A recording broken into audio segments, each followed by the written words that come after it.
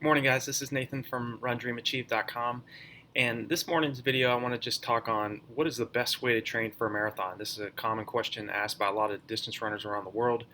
Obviously, you already know if you're preparing for the marathon, you have a lot of questions. What's the proper pace? How many weeks do I need to train for a marathon? When it comes to the marathon distance, there's a lot of trial and error that's involved. I mean, you really got to be patient with this event, just as I had to be. A lot of people that come to RunDreamAchieve.com see that I'm a 2:19 marathoner, but what they don't see is a lot of the failures that I made along the way, a lot of the races that I had where I was I just could not maintain pace, where I was, you know, competitive, but not to the point where I could go and I could win a national or an international marathon. Now, granted, we all have different goals and aspirations when it comes to the marathon distance, but what is the best way to train for the marathon?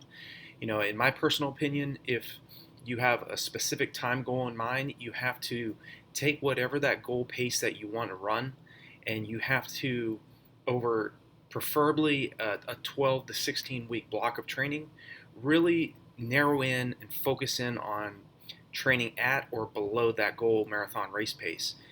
Now, granted, if your goal marathon race pace is say 8 minutes per mile for 26 miles, you have to get to a point where 8 minutes or close to that feels comfortable. You don't want it to feel labored. You want to feel in control.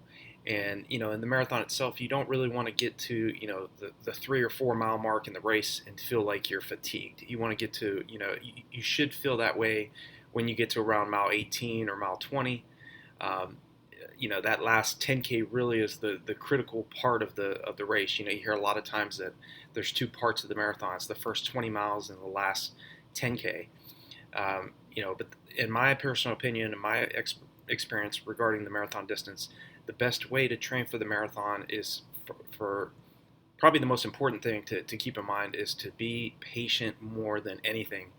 Um, you know, we're all very, very competitive. We all have our own goals, but most marathon runners that I've come across in the past 28 years of running all have either a weight loss goal or a time goal that they have in mind, and it's just more than anything, I just want you to keep in mind that you have to have uh, a long-term view, a long-term focus when it comes to the marathon distance.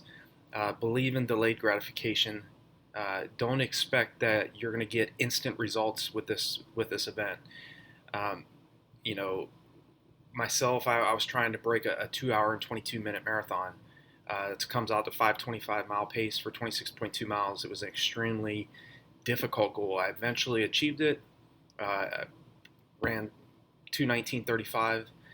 Spent pretty much from 2002 to up to now, really, training to run uh, the marathon distance effectively. And I really, in all my years of running the marathon, really only got it right one time. I broke 2:20 once, and I broke in 2:30 twice. My second fastest marathon is 2 hours and 26 minutes and 42 seconds. So uh, I get where you're coming from regarding the best way to train for the marathon. Um, you have a lot of questions, but when it comes to training for the marathon, you have to get to a point where one, you're running your long runs at a faster pace. You don't want to run every single weekend. Run slow miles. The great Sebastian Coe, who was the former world record holder for the 800, said it best. He says, "I've always believed that long, slow runs produce long, slow runners." And obviously, we're talking about somebody that held the world record for the 800 meters and ran a 3:47 miles. So normally that's the mindset of somebody like that. Obviously, your goal may be just to finish the marathon, which is to be respected. I mean, to start the marathon distance and finish it is a huge accomplishment for so many people around the world. So your goals may not be mine, and obviously, your goals may not be a Sebastian Coe type mindset or how I view the distance.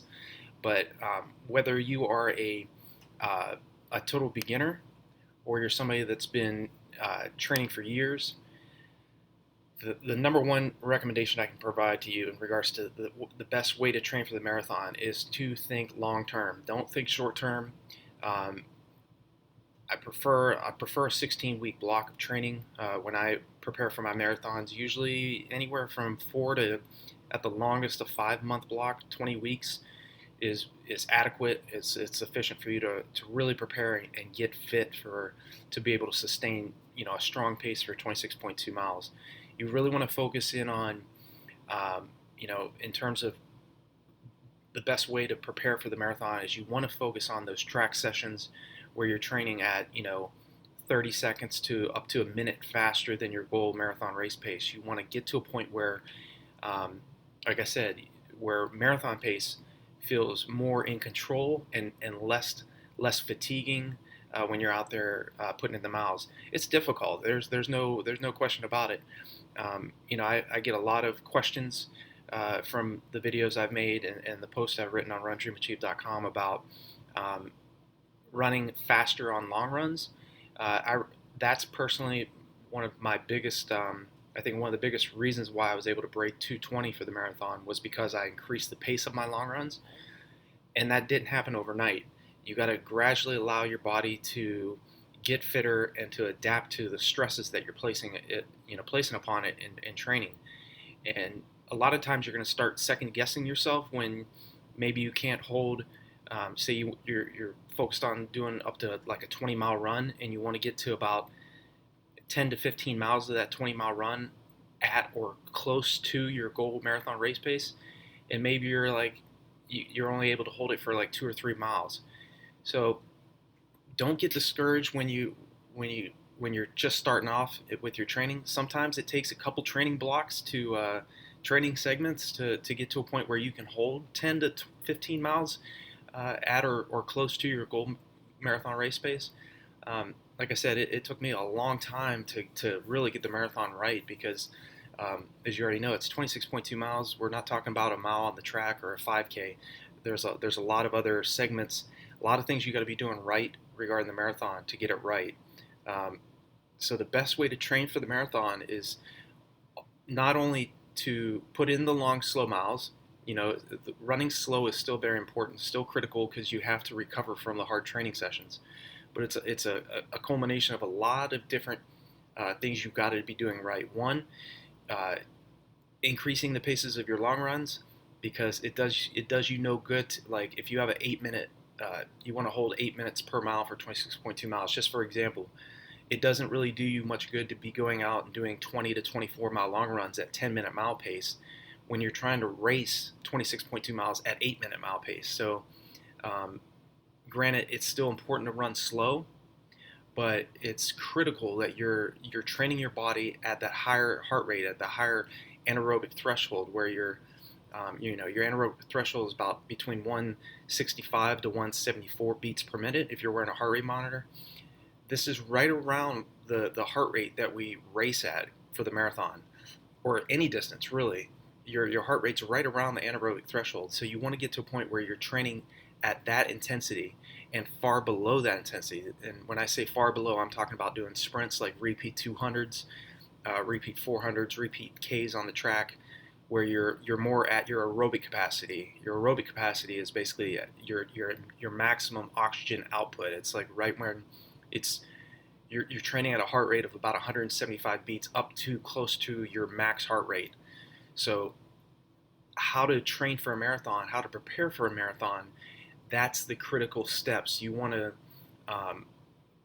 train often and adequately at or far below goal marathon race pace. So when you get to the race and your competitors are making those moves in the race and they're making those surges, you're able to react because you've done that. You've trained at high intensities. If you look at Michael Phelps and you see how many gold medals that guy won over the years.